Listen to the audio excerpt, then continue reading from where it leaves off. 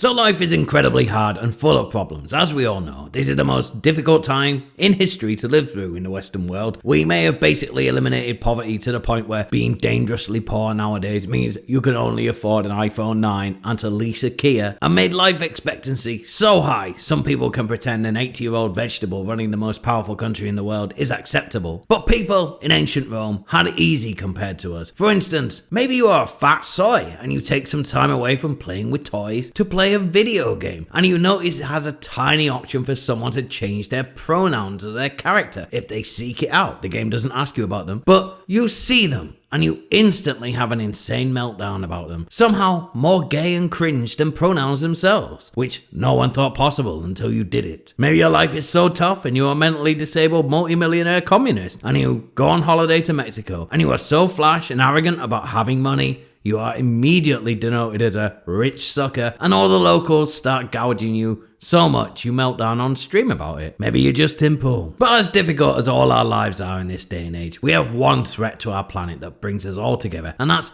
climate change. And yes, I know, some of the naysayers will say, oh James, climate change is just a repackaged scam. They called it the acid rain scare in the 80s, and they called it the hole in the ozone layer in the 90s, and that all the polar bears were going to drown in melted ice in the 2000s. It's always the same. They say the world is going to end in 10 years.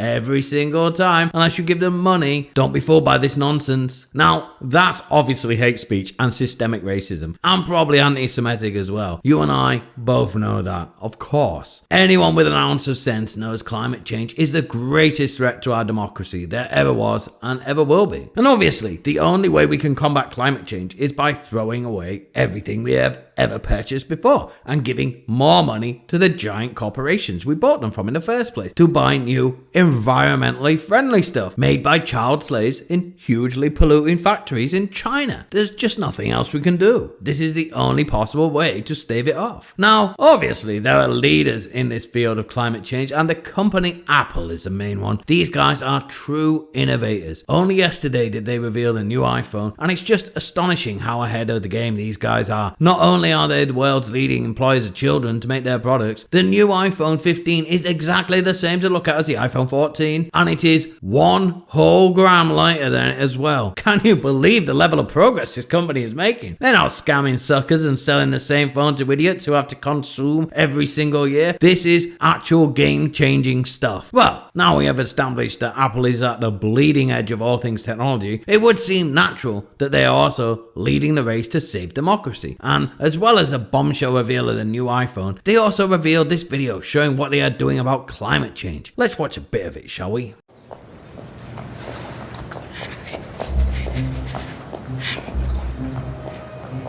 Now, that's great cinematography right there, immediately setting the scene and conveying nature's fear to the watcher as a buffalo trying to run away from climate change stampedes. It's simple, but perfect. Let's move on. Oh, welcome to Apple. Welcome to Apple. Hi, I'm Tim. She should be here any minute. How is the weather coming in? Hi, I'm Tim. Yeah, I'm gonna do the office's already carbon neutral thing, right? Yeah, all yours. Oh, okay.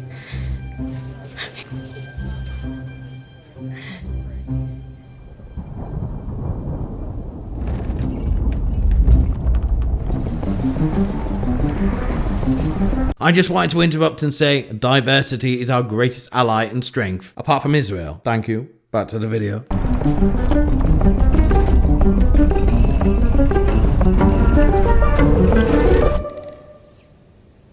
I hope we didn't keep you waiting. Mother Nature. Mother Nature, welcome to Apple. And again, props to the director. He knocked it out of the park. And for the casting of Mother Nature, he somehow found an actual planet to play the role of Mother Nature. Bravo, sir. How was the weather getting in?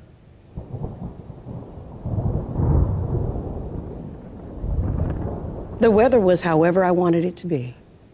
Let's cut to the chase. In 2020, you promised to bring Apple's entire carbon footprint to zero by 2030.